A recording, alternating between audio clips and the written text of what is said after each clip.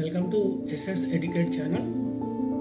So అందరికీ దసరా శుభాకాంక్షలతో తెలుసా మన ఎకానమీలో గతంలో మనం అడిగినటువంటి కొన్ని ప్రశ్నలకు వాటి సమాధానాల విశ్లేషణ చేసుకుందాం ఈరోజు. సో ముందుగా మనం మొదటి ప్రశ్న మనం గమనించినట్టయితే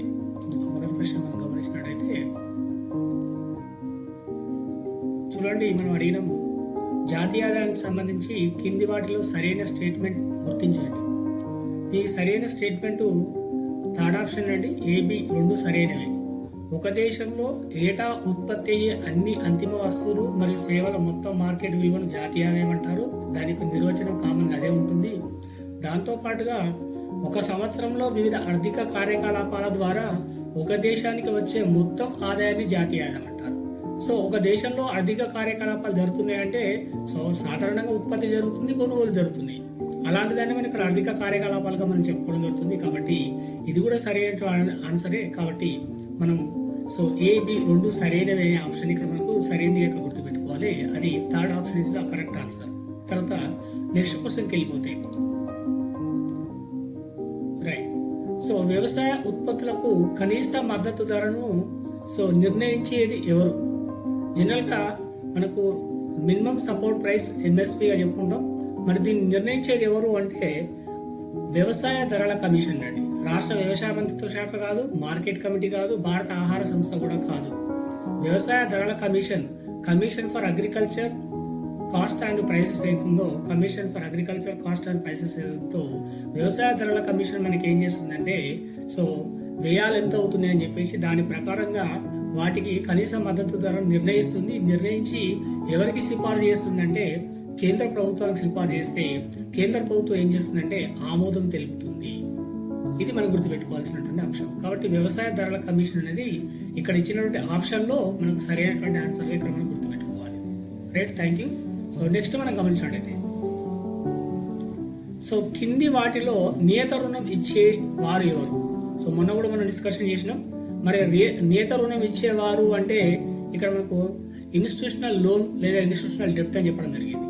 కాబట్టి మనకు ఎవరిస్తారంటే సాధారణంగా బ్యాంకులు ఇవ్వడం జరుగుతుంది నియత రుణం అనేది. అనైత రుణం అనేది వడ్డీలు ఎక్కువ ఉంటాయి, వడ్డీ వ్యాపారస్తులు ఎక్కువ వడ్డీలకు సో ఏదైనా తాకట్టు పెట్టుకొని ఇచ్చే పరిస్థితి ఉంటుంది. కానీ నియత రుణం అనేది కొంతమేర కేంద్ర ప్రభుత్వం కానీ రాష్ట్ర ప్రభుత్వాలు నిర్దేశించినటువంటి అంశాల ఆధారంగా బ్యాంకులు ఇవ్వడం జరుగుతుంది. మనకి ఇచ్చినటువంటి ఆప్షన్లో బ్యాంకులు అనేది ఇక్కడ ఏం చెప్పడం జరిగిందంటే సహకార సంఘాలు ఉన్నాడు.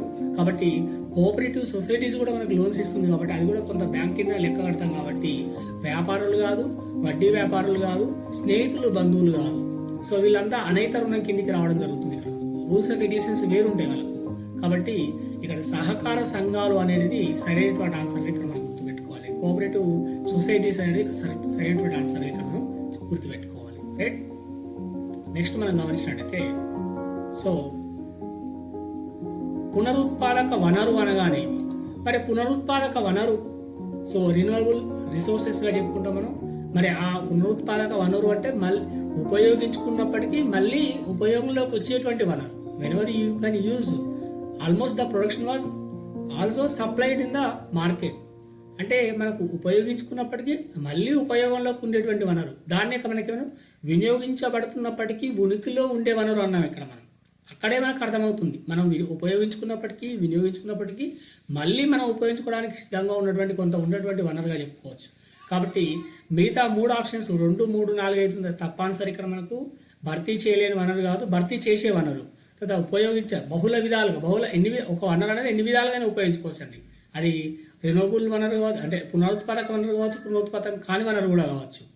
ఉత్పత్తికి ఏ విధంగా ప్రతి వనరు కూడా దేనికోసం ఉపయోగించుకుంటామో ఖచ్చితంగా మనం ఉత్పత్తి కోసం ఉపయోగించుకుంటాము. కాబట్టి ఫోర్త్ ఆన్సర్ కూడా కాదు. కాబట్టి వినియోగించబడుతున్నప్పటికీ ఉనికిలో ఉండే వనరే మనకు పునరుత్పాదక వనరుగా ఇక్కడ మనం గుర్తుపెట్టుకోవాలి. రైట్. నెక్స్ట్ మనం గమనించినట్టయితే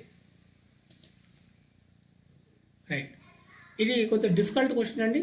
మనం చూసినట్టయితే ఏదైతే మనం హరిత విప్లవ పితామహుడు నార్మన్ బోర్లాగ్ అని చెప్పడం జరిగింది.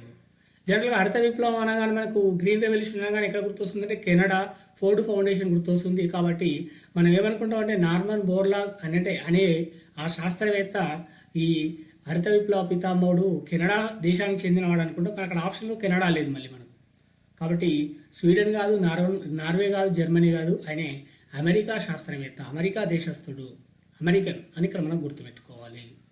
రైట్, మనం ఆ విధంగా ఊహించుకోము వాస్తవానికి, కానీ ఇక్కడ డిఫికల్ట్గా అడిగిన క్వశ్చన్. అర్థ విప్లవ పితామహుడు అంటే మనం అందరం పెడతాం ఆన్సర్ నార్మన్ బోర్లాగానే. ప్రపంచ అర్థ విప్లవ పితామహుడు నార్మన్ బోర్లాగ్, భారతదేశ అర్థ విప్లవ పితామహుడు ఎంఎస్ స్వామినాథన్. ఆ విధంగా మనం చాలా మటుకు గుర్తుపెట్టుకుంటాం, కానీ పర్టికులర్ ఇక్కడ ఏమడిగిందంటే దేశం అడిగిండు, దేశం అమెరికా అని ఇక్కడ మనం గుర్తుపెట్టుకోవాలి. నెక్స్ట్ మనం గమనిస్తే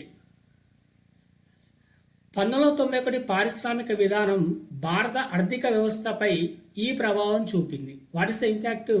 so impacted by 1991 industrial policy in Indian economy. అంటే మనకి ఎలాంటి ప్రభావం చూపింది అంటే మిగతా 3 ఆప్షన్స్ కాదు, ఇది గణనీయమైన ప్రభావాన్ని చూపలేదు, చూపిందండి. ఇది ఆర్థిక వృద్ధి పతనానికి దారితీసింది కాదు, పతనానికి దారితీయలేదు, ఆర్థిక వృద్ధికి దోహదం చేసింది. ఇది ఆర్థిక వ్యవస్థపై ప్రభుత్వ నియంత్రణను పెంచింది. వాస్తవానికి 1991 పారిశ్రామిక తీర్మానం వరకు మనకు ఆర్థిక వ్యవస్థపై పూర్తిగా ప్రభుత్వ నియంత్రణ ఉండేది, ఎత్తేసింది. ఎల్పిజి మోడల్ అన్నాం మనం. 1991 పారిశ్రామిక తీర్మానాన్ని మనం ఏమన్నాం? ఎల్పిజి మోడల్ అన్నాం. లిబరైజేషన్, ప్రైవేటైజేషన్, గ్లోబలైజేషన్ అంటే సరళీకరించడం జరిగింది, ప్రైవేటీకరణ చేయడం జరిగింది, ప్రపంచీకరణ చేయడం జరిగింది. కాబట్టి ప్రభుత్వ నియంత్రణ లేదు ఇక్కడ. ప్రభుత్వం అనేది చాలా సూచనాత్మకంగా ఉంది అంతే, ఇక్కడ మనకు పూర్తి నియంత్రణ లేదు. కాబట్టి ఎవరికి ఎక్కువ ప్రియారిటీ చేయాలంటే ప్రైవేట్ రంగానికి ఎక్కువ ప్రియారిటీ ఇవ్వడం జరిగింది. కాబట్టి ఇది వేగవంతమైన ఆర్థిక వృద్ధికి మరియు సరళీకరణకు దారితీసింది. సరళీకరణ లిబరైజేషన్కు దారితీసిందని మనం గుర్తుపెట్టుకోవాలి. రైట్, నెక్స్ట్ మనం గమనించినట్లయితే ధరల పెరుగుదల జరిగినప్పుడల్లా, ఇది వెరీ వెరీ ఇంపార్టెంట్ క్వశ్చన్, మనం ఆల్రెడీ చెప్పుకున్నాం, దీన్ని డిస్కషన్ చేసుకున్నాం. అంటే ఈ ధరలు పెరిగినప్పుడల్లా భారతదేశంలో అన్ని బ్యాంకులకు అత్యున్నత సంస్థ అయిన రిజర్వ్ బ్యాంక్ ఆఫ్ ఇండియా ఏ విధంగా చేస్తుంది అంటే సింపుల్గా అర్థం చేసుకోవాల్సింది ఏమిటంటే ద్రవ్యోల్బణ కాలంలో ఆర్బీఐ ఏం చేస్తుంది, భారత రిజర్వ్ బ్యాంక్ ఏం చేస్తుంది అని చెప్పేసి క్వశ్చన్ అడిగింది కదా మనకు డీటెయిల్గా. సింపుల్గా మనం ఆలోచిస్తే సో దాని యొక్క మూలం అదని చెప్పుకోవచ్చు అండి, భావం అదని చెప్పుకోవచ్చు మనం. మరి ఆర్థిక వ్యవస్థలో ద్రవ్య సరఫరాను తగ్గిస్తుంది, తప్పకుండా తగ్గిస్తుందండి. అంటే ద్రవ్యాన్ని ఎక్కువ సరఫరా చేయకుండా, సప్లై చేయకుండా తగ్గిస్తుంది, అది కూడా కరెక్ట్ ఆన్సరే. బ్యాంకులకు తక్కువ రుణాలు ఇవ్వమని లేదా డిపాజిటర్లను తక్కువ ఉపసంహరించుకోవడానికి అనుమతించమని కోరుతుంది, ఇది కూడా వాస్తవేనండి. బ్యాంకులకు ఏం రిస్ట్రిక్షన్ ఇస్తుందంటే ఏవైతే విత్డ్రాలు ఉన్నాయో విత్డ్రాల్ పైన రిస్ట్రిక్షన్ ఇస్తుంది, లోన్స్ పైన కూడా, వాళ్ళు ఇచ్చే లోన్స్ పైన కూడా రిస్ట్రిక్షన్స్ ఇస్తుంది ఇక్కడ మనకు. ఖచ్చితంగా రెండోది కూడా సరైనటువంటి ఆన్సరే. మూడవది డిపాజిటర్లకు చెల్లించే లేదా డిపాజిటర్ల నుండి స్వీకరించే వడ్డీ చెల్లింపులకు నియంత్రిస్తుంది. అంటే డిపాజిటర్లు ఎవరైతే ఉన్నారో, ఖాతాదారులు ఎవరైతే ఉన్నారో వాళ్ళు పొదుపు చేసినప్పుడు, సేవింగ్ చేసినప్పుడు వాళ్ళపైన వడ్డీ నియంత్రణ చేస్తుంది. లేదా వాళ్ళు ఎవరైతే డిపాజిటర్లు లేదంటే ఇతరత్ర ఎవరైతే మనకు ఖాతాదారులు కాకుండా ఇంకా ఇతరత్ర ఎవరైతే మనకు బ్యాంకు నుంచి లోన్ తీసుకోవడం జరుగుతుందో ఆ లోన్ల పైన చెల్లించేటువంటి వడ్డీ పైన కూడా నియంత్రణ చేస్తుంది, వడ్డీలు పెంచుతుంది. కాబట్టి 3 ఆప్షన్స్ కరెక్ట్ అయినవి. కాబట్టి 1 is the correct answer, ABC అని సరైనవి అని ఇక్కడ మనం గుర్తుపెట్టుకోవాలి. రైట్, 8th క్వశ్చన్కి వెళ్ళిపోతే కింది వాటిలో ఒక దేశంలో సానుకూల జనాభా పెరుగుదల ఈ సందర్భంలో గమనించవచ్చు. రైట్, మనం చెప్పినామండి సానుకూల జనాభా అంటే జనాభా వృద్ధి లేకుండా తక్కువ జనాభా వృద్ధి కల దశ అయితే ఉందో మనకి ఇక్కడ, జనాభా విస్ఫోటనం లేకుండా, అంటే అవసరం మేర కొంతమేర జనాభా పెరుగుతుంది కానీ ఎక్కువ పెరగదు, జనాభా విస్ఫోటనం స్థాయికి రాదు. ఎందుకంటే జనాభా ఎక్కువ పెరిగిపోవడం వల్ల, జనాభా విస్ఫోటనం కావడం వల్ల దేశ ఆర్థిక వ్యవస్థకు నష్టం చేకూరుతుంది. కాబట్టి అందుకే ఇక్కడ ఏమన్నా సానుకూల జనాభా పెరుగుదల అని చెప్పడం జరిగింది. మరి ఇక్కడ జనన రేటు మరణ రేటు కంటే ఎక్కువగా ఉన్నప్పుడు, అంటే మరణ రేటు తక్కువ ఉంటుంది, జనన రేటు ఎక్కువ ఉంటుంది అన్నప్పుడు ఏమైతుంది, జనన రేటు ఎక్కువ ఉందంటే జనాభా విస్ఫోటనం జరుగుతుంది. మరి జనన రేటు మరణ రేటు సమానంగా ఉన్నప్పుడు కాదు, సమానంగా ఉన్నప్పుడు ఎంత కొంత జనాభా పెరగదండి. జనాభా ఏదైతుందో జనాభా పెరుగుదల అనేది ఇక్కడ మనకి ఏంటంటే శూన్యం అవుతుంది. అది కూడా సరైనటువంటి వ్యవస్థ కాదు. ఎంతో కొంత జనాభా అవసరం దేశానికి. వలస రేటు ప్రతి వలస రేటు కంటే ఎక్కువగా ఉన్నప్పుడు, అంటే ఇక్కడ వలస రేటు మనం వలస పోయే రేట్ అవుతుందో మన దేశానికి వచ్చేటువంటి ప్రతి వలస, వేరే దేశాల నుంచి మన దేశాలకు వచ్చేటువంటి జనాభా అవుతుందో దాన్ని ప్రతి వలస రేట్ అంటున్నాం. ఇవి రెండు వేరువేరుగా ఉన్నప్పుడు అంటున్నాడు. కానీ మన వలసలు అనేవి చాలా తక్కువ మోతాదులో ఉంటాయి, దాన్ని కూడా మనం ఆప్షన్గా తీసుకోవడానికి అవకాశం లేదు. కాబట్టి 4th option is the correct answer. జనన రేటు మరణ రేటు కంటే తక్కువగా ఉన్నప్పుడు, అంటే మరణ రేటు ఎక్కువ ఉంటుంది కొంత, జనన రేటు కొంత తక్కువ ఉంటుంది. ఆ విధంగా ఉన్నప్పుడు మనకి ఏమవుతుందంటే కొంత జనాభా అనేది మనకు కనబడుతూ ఉంటుందని ఇక్కడ మనం చెప్పుకోవచ్చు. చెప్పుకోవచ్చు. కాబట్టి ఇది మనకు సరైనటువంటి ఆన్సర్గా ఇక్కడ మనం చెప్పుకోవచ్చు. సానుకూల పెరుగుదల అనేది ఉన్నప్పుడు ఇక్కడ మన జనాభా అనేది ఉంటుందని ఇక్కడ మనం గుర్తుపెట్టుకోవాలి. Right, thank you. Next question చూడండి, 9th వన్. రైట్, సో కింది వాటిలో ప్రపంచీకరణకు ఉత్తమ ఉదాహరణ, గ్లోబలైజేషన్కు ఉత్తమ ఉదాహరణ అన్నాడు. కేవలం దేశ సరిహద్దులు వస్తువుల మార్పిడి అన్నాడు. అంటే చూడండి, స్టెప్ బై స్టెప్ ఏం చేసిందంటే తీసుకునే అంశాలు ఐటమ్స్ అనేది పెంచుకుంటూ పోయింది ఇక్కడ మనం, ఇంక్రీజ్ చేసింది. కాబట్టి కేవలం వస్తువుల మార్పిడి జరిగితే అది ప్రపంచీకరణ కాదు, వస్తువులు సేవల మార్పిడి జరిగితే కూడా ప్రపంచీకరణ కాదు. ఏది రెండో ఆప్షన్.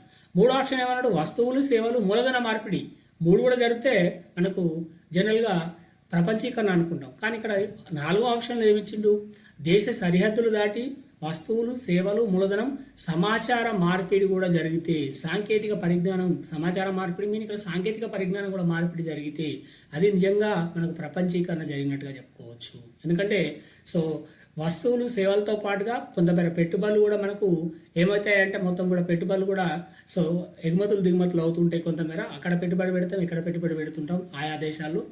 ఈ మధ్య కాలంలో మనం గమనిస్తే సమాచారాన్ని కూడా మనం మార్పిడి చేసుకుంటున్నాము. కాబట్టి సమాచార మార్పిడి జరిగినప్పుడు కూడా మనకు ప్రపంచీకరణ జరిగినట్టే. కాబట్టి 4th option is the correct answer ఇక్కడ మనకు. కానీ చాలా మటుకు మనం ఏమనుకుంటాం, వస్తు సేవల మార్పిడి జరిగితే, వస్తు సేవలు ఎగుమతులు దిగుమతులు జరిగితే దాన్నే మనం ఏమనుకుంటున్నాం అంటే ప్రపంచీకరణ అనుకుంటున్నాం.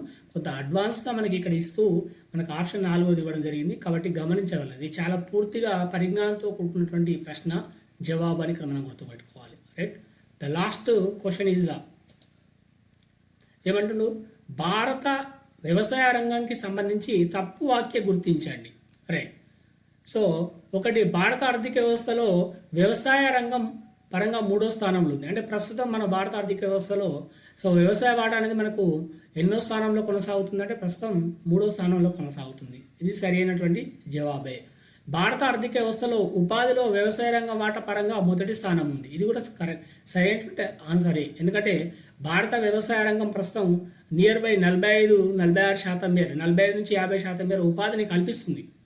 వ్యవసాయ రంగం వాటానే ఉందని ఇక్కడ మనం చెప్పుకోవచ్చు ఉపాధి కల్పనలో. కాబట్టి అది కూడా సరైనటువంటి ఆన్సర్ అని చెప్పుకోవచ్చు. ఇక స్వతంత్రం వచ్చే నాటికి వ్యవసాయ రంగం తక్కువ జీడిపి వాటాను కలిగి ఉంది. ఇది మన అందరికీ తెలిసిందే. స్వతంత్రం వచ్చే నాటికి మన వ్యవసాయ రంగం అనే జీడిపి వాటా అనేది ఎక్కువ ఉంది, మిగతా పారిశ్రామిక సేవా రంగాల వాటా తక్కువ ఉంది. ఎందుకంటే 50 అబోవ్నే అది కొనసాగింది. కాబట్టి ఇది మనం గమనించినట్టయితే తక్కువ అనేది కాదు, ఎక్కువ అని రావాలి. కాబట్టి ఇది తప్పు వాక్యాన్ని ఇక్కడ మనం గుర్తుపెట్టుకోవాలి. అంటే 10th క్వశ్చన్లో మనకు ఏదైతుందో మూడోది ఆప్షన్ కరెక్ట్ అని చెప్పుకోవచ్చు. పైవన్నీ తప్పు వాక్యాలు అనేది కూడా కాదు, మనకు మూడోది కరెక్ట్ అంటే తప్పు వాక్యగా ఇక్కడ మనం గుర్తుపెట్టుకోవచ్చు. అది ఆప్షన్ ఇస్ ద కరెక్ట్ అని ఇక్కడ మనం గుర్తుపెట్టుకోవచ్చు. రైట్, సో ఈ విధంగా మనం విశ్లేషించుకోవడం జరిగింది. ఇంకా రాబోయే కాలంలో ఇంకా అనేకమైనటువంటి ప్రశ్నలను మనం విశ్లేషించుకుంటూ ఇంకా ముందుకు మీకు అవసరం మేర అంటే టెట్, డిఎస్సి, తర్వాత మనకు ఏబిపిఎస్సి, టిఎస్పిఎస్సి, తర్వాత మనకు ఎస్ఐ కానిస్టేబుల్స్ కావచ్చు, తర్వాత మనకు కేంద్ర స్థాయిలో ఉండేటువంటి సెంట్రల్ జాబ్స్కి సంబంధించి ఆర్ఆర్బీ కావచ్చు, ఎస్ఎస్సి కావచ్చు, వాటిలో కూడా కొంతమేర మీకు ఇంగ్లీష్ మీడియం తీసుకొచ్చి కూడా ఇంకా అనేకమైన ప్రశ్నలకు జవాబులు మీకు విశ్లేషణ చేయడం జరుగుతుంది. సో ఎస్ఎస్ ఎడ్యుకేట్ ఛానల్ని తెలుసామా ఎకానమీని సో అందరూ కూడా ఆదరిస్తారని, సబ్స్క్రైబ్ చేస్తారని, షేర్ లైక్ చేసి కామెంట్ చేస్తారని ఆశిస్తూ అందరికీ కూడా సో దసరా శుభాకాంక్షలతో సో అందరికీ ధన్యవాదాలు. Thank you.